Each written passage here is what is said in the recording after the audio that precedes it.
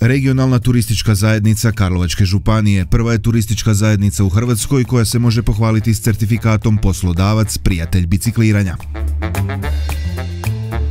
I time je stala uz bok istaknutih ekološki i društveno osviještenih organizacija poput Fakulteta elektrotehnike i računarstva, tvrtki Ericsson, Nikola Tesla i Hrvatski Telekom, te Tehnološkog parka u Varaždinu i drugih.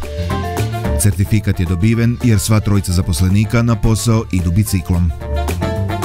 Bicikliranje na posao bio je tek jedan od kriterija koje su direktor Željko Fanjak i njegovi suradnici Željko Blagović i Silvio Adilović i onako ispunjavali. Pod broj 1 moramo dolaziti koristiti bicikle, odnosno poslodavac mora poticati korištenje bicikala kod svojih zaposlenika, što mi činimo.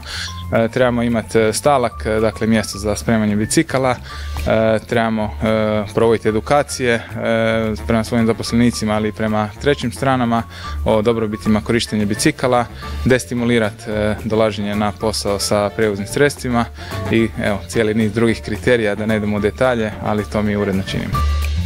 Dečki iz turističke bicikle voze gotovo uvijek. Pa u početku je bilo normalno, ali sad kad smo certificirani, sad je to i formalno, tako da imamo i obvezu dolaziti na posao biciklom. Po zimi ćemo se voziti biciklima dok nam vremenske prilike to omogućavaju.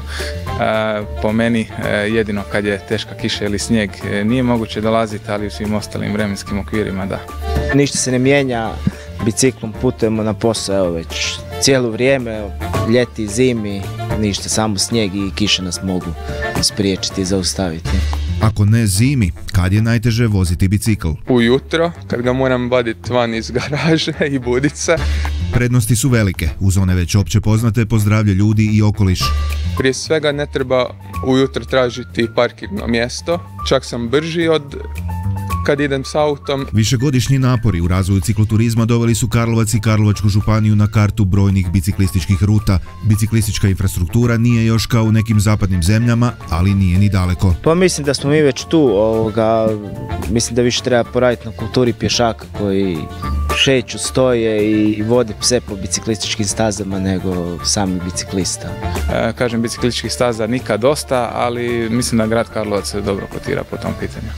Certifikat poslodavac prijatelj bicikliranja koji u Hrvatskoj izdaje sindikat biciklista u sklopu projekta Bike to Work standardiziran je na europskoj razini, a nakon što su probili led, bike friendly certifikate bi po uzoru na svoje karlovačke kolege mogle zatražiti i ostale turističke organizacije. Dapače, sve kolege koje u ostalim turističkim zajednicama također putuju biciklima na posao, zašto ne da se prijavi sami za ovakve certifikate i da postanu friendly, bike friendly ured.